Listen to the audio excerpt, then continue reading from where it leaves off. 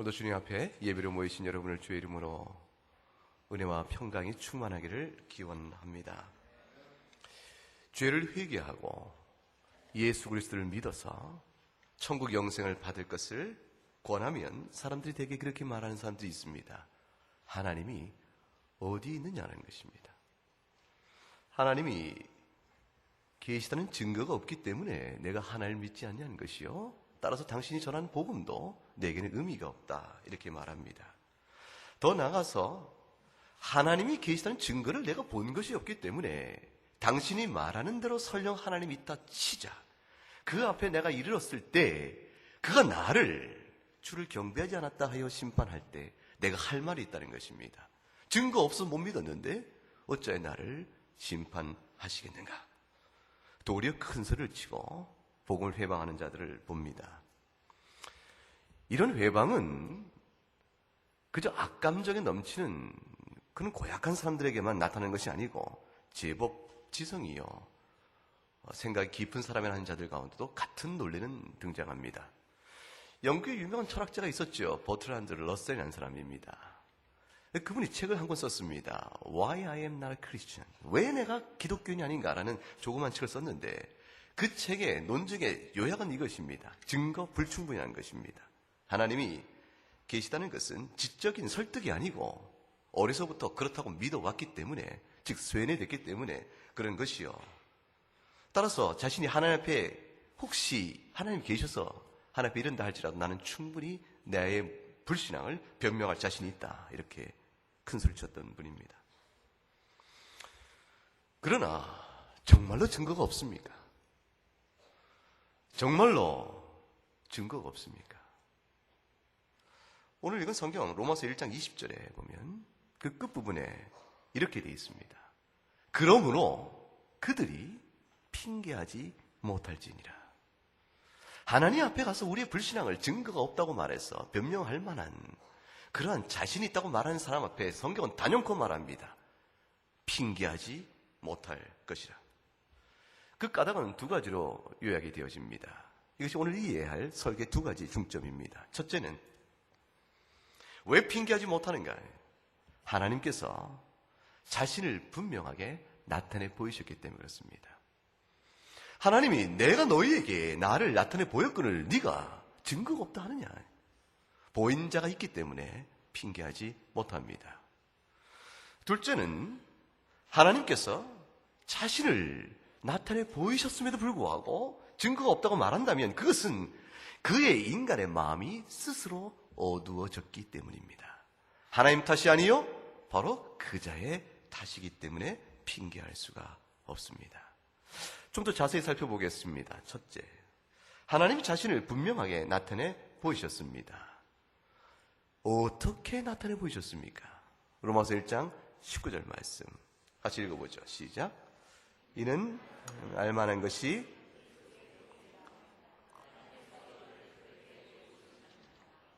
하나님께서 자신을 알만하게끔 이 세상 사람들에게 보이셨으므로 그들에게는 주께서 계시다는 사실이 분명하다, 이렇게 선언합니다. 여러분, 하나님을 눈으로 볼 수 있습니까?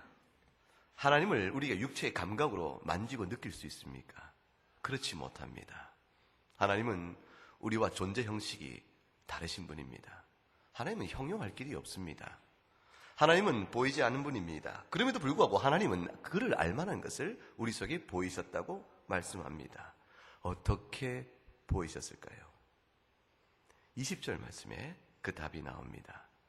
창세로부터 하나님이 보이지 아니하는 것들, 고의 그 영원하신 능력과 신성이 하나님이 만드신 만물에 분명히 보여 알려졌나니 그러므로 그들이 핑계하지 못할지니라. 하나님은 인간이 직접 만지고 볼 수 있는 분이 아닙니다. 그럼에도 불구하고 하나님께서는 그의 거룩하신 능력과 품성을 나타내 보이셨다고 되어 있습니다. 어떻게 나타내 보이셨습니까? 그가 만드신 만물을 통해 분명히 나타내 보였다고 하셨으니 두 가지 특성이 드러납니다. 하나님이 자신을 나타내 보임은 첫째는 간접적입니다. 누구도 직접적으로 주를 대할 수 없기 때문이죠. 이 간접적으로 나타내 보이신 것이요. 두 번째는 그럼에도 불구하고 명명백백하게 드러났다는 것입니다. 분명하게 나타내 보셨다고 말씀합니다. 하나님이 자신의 영원한 능력과 신성을 드러낸 만물은 도대체 무엇입니까? 하나님이 지으신 이 세상 모든 피조계를 의미합니다. 우주죠. 이 우주와 이 우주 속에서 일어나는 모든 일들이 다 하나님의 영원한 능력과 신성을 나타내 보입니다.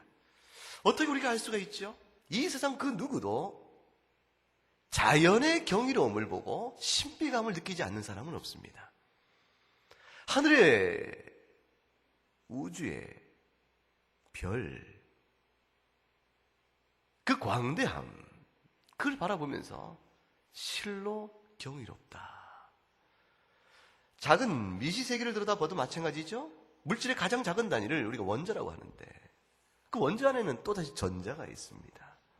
그들이 일정한 질서를 이루면서 움직여가는 그 세계는 전자와 전자의 거리가 너무 작은 미립자인데 그 사이의 거리는 얼마나 큰지 마치 그것은 광활한 공간으로 느껴질 뿐입니다. 그 미시세계도 어마어마한 공간이 자리하고 있습니다.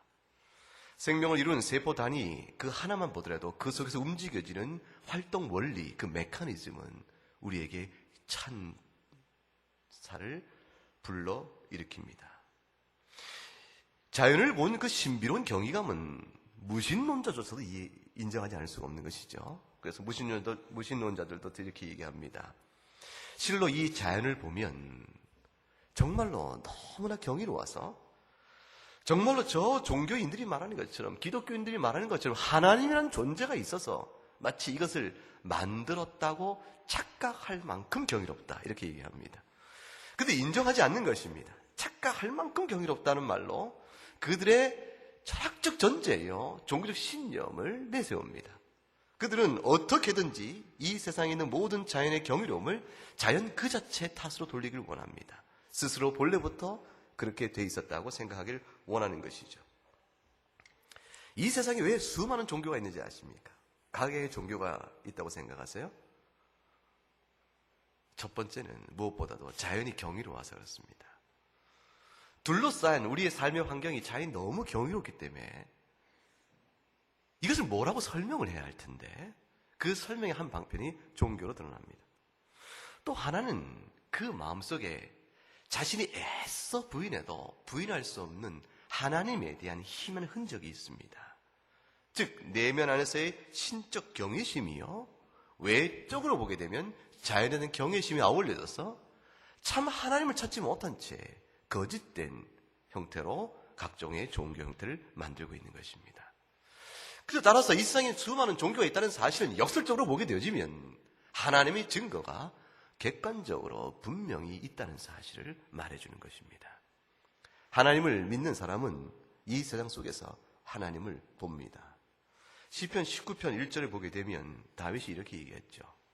하늘이 하나님의 영광을 선포하고 궁창이 그의 손으로 하신 일을 나타내는도다. 신자의 눈에는 이 자연 안에서 하나님의 손길을 봅니다. 시편 139편 14절 말씀 같이 읽어보죠. 시작. 내가 주께 감사함은 나를 지으심이 심히 기묘하심이라. 주께서 하시는 일이 기이함을 내 영혼이 잘 아나이다. 주께서 하신 일이 실로 기이하며 나를 지으신 모태에서 나를 지으신 것도 신묘막측하나이다. 여러분, 하나님께서 이 자연세계 속에 자신의 영원한 능력과 신성을 얼마나 분명하게 드러냈으면 하나님이 이렇게까지 말씀하실까요? 만일 이 사실을 부인하는 자가 있다면, 이 사실을 아니오라고 말하는 자가 있다면 내가 그에게 진노를 발하여 멸할 것이라. 명명백백한 진리를 주께서 보이셨기 때문에 내가 이토록 나를 너에게 보였거늘 너희가 이 모든 사실을 부정한다면 내가 경노할 것이라. 18절 말씀, 오늘 보면 18절 말씀에 이렇게 기록되어 있는 것이죠. 하나님의 진노가 불의로 진리를 막는 사람들의 모든 경건하지 않음과 불의에 대하여 하늘로부터 나타났다. 요점은 세 가지입니다. 첫째, 하나님의 진노가 나타났다는 사실입니다. 둘째는 누구에게 나타났다는 것입니까? 불의로 진리를 막는 사람들에게 나타났다는 것입니다. 셋째, 그들이 어떠하기에 하나님께서 진노를 나타내 보이십니까? 그들이 경건하지 않으며 불의하기 때문입니다.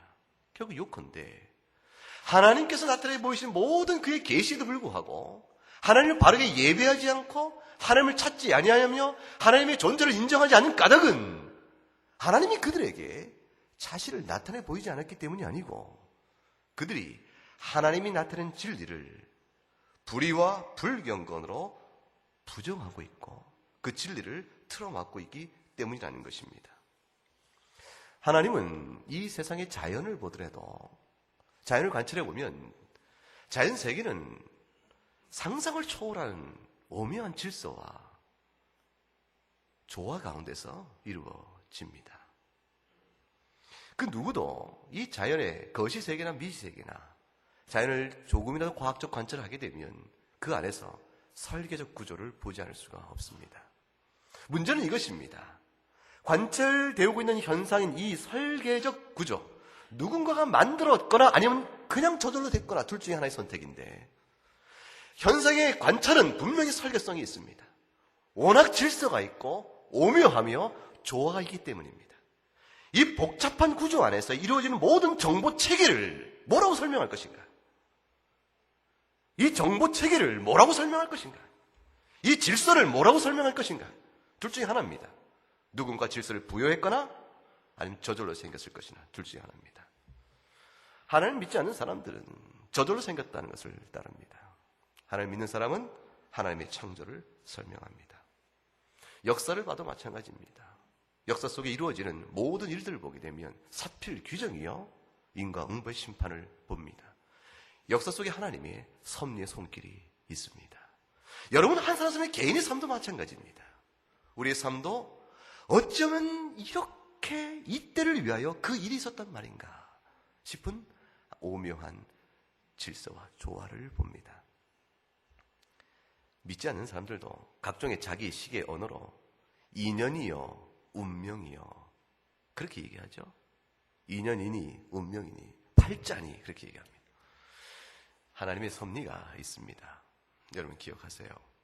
우리의 개인의 삶에 대한 관찰, 역사의 모습, 이 물리적인 자연의 세계, 그 어느 것도 하나님의 계심을, 그 영원한 능력과 신성화, 그의 지혜를 나타내 보이지 않는 것은 없습니다.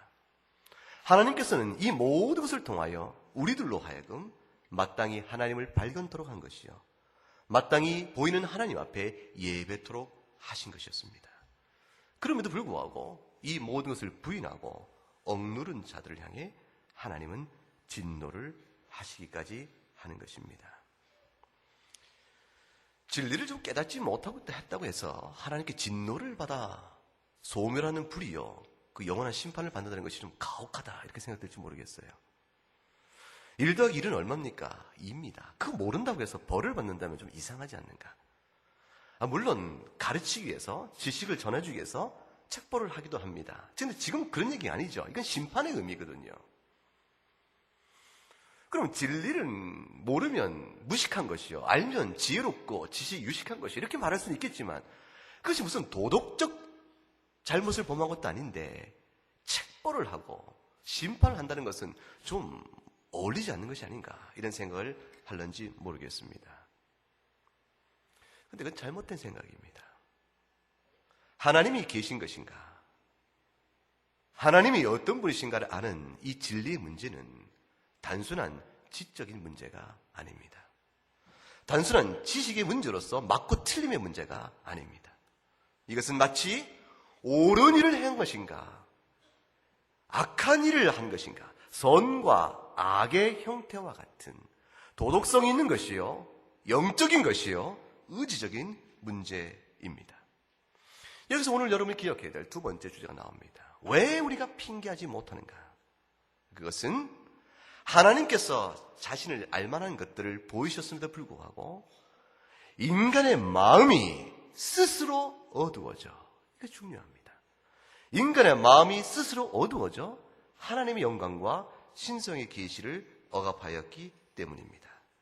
하나님을 모른다 하는 것은 진리의 계시가 없기 때문이 아니고 진리의 계시를 부인하는 불경건과 불의 때문이니 그것은 곧 영적인 것이요 의지적인 부인이라는 것입니다. 영적으로 부인하는 것이요 의지적으로 그것을 인정하지 않는 것이라는 것입니다. 18절 말씀에 이렇게 나와 있죠. 하나님의 진노가 불의로 진리를 막는 사람들의 모든 경건하지 않음과 불의에 대하여 하늘로부터 나타났다. 진리를 막는다. 하나님이 자신을 나타내 보였음에도 불구하고 하나님을 부정한다. 그 까닭이 무엇인가? 불의로부터 되어졌다고 되어 있습니다. 불의란 무엇입니까? 불경건과 함께 나가는 성향의 불의란 무엇인가? 삶의 중심에 하나님을 두어야 하며 하나님을 영화롭게 해야 될 그 모든 것을 거부하고 하나님을 부정하는, 부인하는, 하나님을 믿지 않는 가치 선택을 해나가보며 그 결과 안에 안주하고 기뻐하는 모든 성향들을 가리켜서 불의라 말합니다. 예수님께서 하나님을 진리를 억압하는 자들의 그 이유를 이렇게 설명하셨죠. 요한복음 3장을 보시면 정죄는 이것이니 곧 빛이 세상에 왔을 때 사람들이 자기 행위가 악함으로 무엇보다 무엇을 더 사랑한다고 되어 있습니까? 빛보다 어둠을 더 사랑합니다. 주의해 보세요. 왜 어둠을 더 사랑한다고 주님이 말씀하셨습니까? 자기 행위가 악하기 때문이라고 되어 있습니다. 악을 행하는 자마다 자기 행위가 악함으로 빛보다 어둠을 더 사랑하는 것이라. 빛보다 어둠을 사랑하는 것은 지식의 문제가 아닌 것입니다. 빛은 보이지 않고 어둠이 보였기 때문에 어둠을 택한 것이 아니고 빛이 왔으나 어둠을 택하고 어둠이 있다고 말하고 빛을 보지 못한다 말하고 빛의 증거가 없다고 말하며 하나님이 안 계신다 말하며 하나님 앞에 나오는 모든 일에 대해서 죄악 가운데 머물러 있는 까닭은 그들이 악하기 때문이라.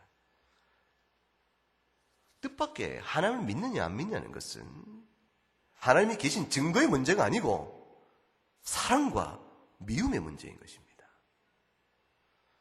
사람들은 어둠을 사랑합니다. 그래서 자기 행위가 악하기 때문에 빛 가운데 나오기를 싫어합니다. 두려워합니다. 빛 가운데 자신의 더러운 추악한 욕망과 죄악들이 드러나기 때문에 견딜 수가 없습니다. 그래서 미워합니다.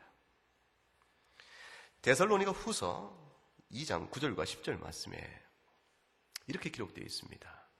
악한 자의 나타남은 사탄의 활동을 따라 모든 능력과 표적과 거짓 기적과 불의의 모든 속임으로 멸망하는 자들에게 있으리니.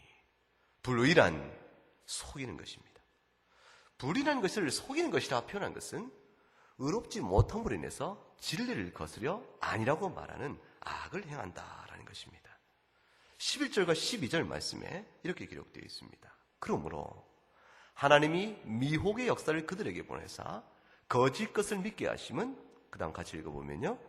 진리를 믿지 않고 불의를 좋아하는 모든 자들로 하여금 심판을 받게 하려 함이라. 진리를 믿지 않고 불의를 사랑한다. 결국 이것이죠. 하나님의 계신 증거를 보인들 그들이 그 증거를 받기를 거부하는 까닭의 결정적 이유는 진리는 그들에게 변화를 요구합니다. 그것은 단순한 지식이 아니고 의지적이며 영적이며 인격적 변화를 촉구해 갑니다. 따라서 진리는 더 이상 단순한 지식의 문제가 아니라 삶의 절이 깨진 마음의 변화를 요구하기 때문에 죄악된 쾌락을 애착하고 있는 사람들, 죄악된 쾌락을 그 사랑하는 마음의 지극한 애착을 갖고 있는 사람이 악한 쾌락을 버리지 못하는 것입니다. 악한 정욕을 포기할 수가 없는 것입니다. 그 재미로 인생을 사는 것이요. 그것을 자기의 자존과 가치를 두고 있는데 뭐라? 자기를 부정하고 그 모든 것을 주 앞에 내어놓고 회개를 요구하니 하나님이 계시며 주의 심판을 말해도 듣지를 않는 것입니다. 진리에 관한 이슈는 사람들이 생각하듯이 단순히 머리에 관한 부분이 아닙니다. 머리에 관한 부분이 아니고 심령, 마음의 이슈입니다. 마음이 자기를 숭배하고 하나님으로부터 독립된 삶을 원하며 죄를 사랑하고 마음이 그러하니 머리는 꾀를 내어서 그 마음의 우상을, 그 타락한 우상을 보호하고 지키며 따라서 진리를 왜곡하고 비틀어버려 보이는 하나님의 증거를 없다 말하는 것입니다. 거기에 그들은 하나님이 주신 이성을 도구하여 이성을 동원하여 궤변의 논리를 핍니다. 세상은 이런 것을 잘 꿰뚫어 보지요. 세상에서도 곡학 아세라는 말이 있지 않습니까? 학문의 진리는 분명하건만 시류의 이익을 위해서 학문을 도구로 삼아 진리를 왜곡시키고 비틀어버리는 그 잘못된 형태를 곡학 아세라 이렇게 비판합니다. 세상이 하나님을 대하여 그러합니다. 결국 하나님을 보이면 믿겠다 하는 사람들에게 절실히 필요한 것은 무엇일까요? 그것은 새로운 정보나 새로운 지식의 문제가 사실 아닙니다. 주님께서 그들의 마음을 새롭게 빚어주는 일이 필요한 것입니다. 그들의 새로운 심령이 빚어질 때 진리를 향한 새로운 열정과 갈망과 기쁨이 그들이 넘치게 될 때 그들은 변화할 수 있습니다. 장로교 신앙 문답, 웨스트민스터 대소리 문답, 이 문답에 이렇게 되어 있습니다. 제가 질문을 할 터이니 여러분 무엇을 하셔야 되죠? 자, 답을 하셔야 됩니다. 질문의 내용이 벌써 나와 있습니다. 답을 생각해 보세요. 마음의 준비를 하시기 바랍니다. 하나님께서 존재하시는 것이 틀림없는 사실이라는 생각을 어떻게 하면 갖게 되는 것입니까? 어떻게 하여 갖게 됩니까? 자, 답을 하세요. 답을 보여드리겠습니다. 자, 같이 읽어볼까요? 시작. 그것은 사람에게 있는 자연의 빛과 하나님께서 만드신 것들이 하나님이 계시다는 것을 확실하게 선포하기 때문입니다. 그러나 오직 하나님의 말씀과 성령님만이 인간이 구원을 받기에 충분하고도 유효하게끔 하나님을 나타내 줍니다. 이것은 사실입니다. 여러분, 이 세상이 얼마나 이 진리를 업신여깁니까? 이 세상이 얼마나 하나님의 계시를 우습게 여기고 함부로 말하며 조롱합니까? 이 세상이 그럼에도 불구하고 자신들의 죄악상을 얄팍한 꾀를 부려서 자신의 더러운 욕심과 정욕을 감춘 채 하나님을 보이라 강변하며 자신의 죄악상을 핑계합니까? 이 세상이 하나님의 심판을 피할 수 있겠습니까? 이 세상이 하나님의 진노를 면할 수 있겠습니까?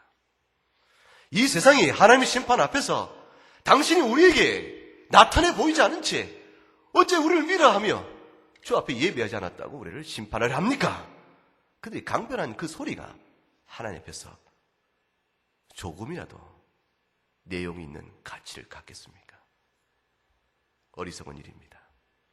비련한 일입니다.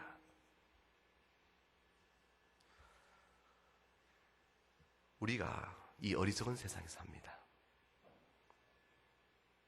이 어둠의 세상 속에 살면서 우리는 참 이상하게도 어둠보다 빛을 사랑하는 사람들이 되었습니다. 세상 사람은 다 어둠을 더 사랑하는데 우리는 빛을 쫓아 나오는 사람들이 되었습니다. 오늘 이 시간에 예배로 모인 것입니다. 이곳에 모인 것은 우리가 어둠보다 빛을 사랑하는 것이요, 우리의 죄악된 쾌락보다 하나님의 교훈을 사랑하는 것이요, 주 안에 영원한 생명이 있음을 믿고 그걸 기뻐하며 이 자리에 부르심을 받아 나온 것입니다. 로마서 3장 23절과 24절에 복음이 있습니다. 같이 읽어보겠습니다. 모든 사람이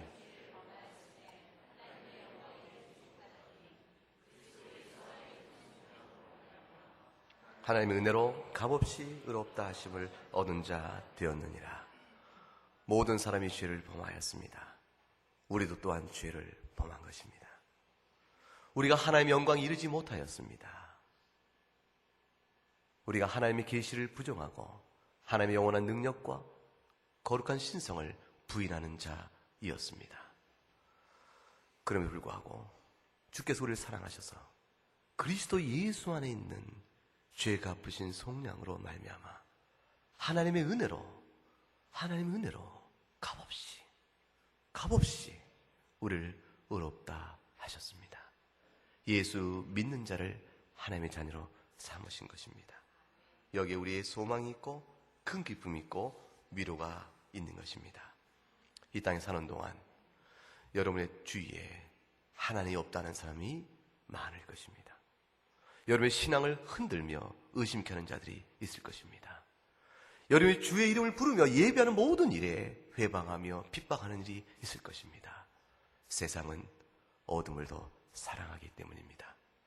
여러분이 증거 없어 그런 것이 아니요, 예수 안에서 우리 심령을 새롭게 빚어서 우리로 하여금 보게 하신 하나님, 그 계시의 절정은 예수 그리스도입니다. 이 안에서 우리는 참된 위로와 소망을 누리며 주께서 허락하신 날까지 예배와 찬미를 드리며 살아가는 그 모든 일에 부끄러움이 없고 열심을 다하는 주의 백성이 되기를 주의 이름으로 축복합니다. 기도 올리겠습니다.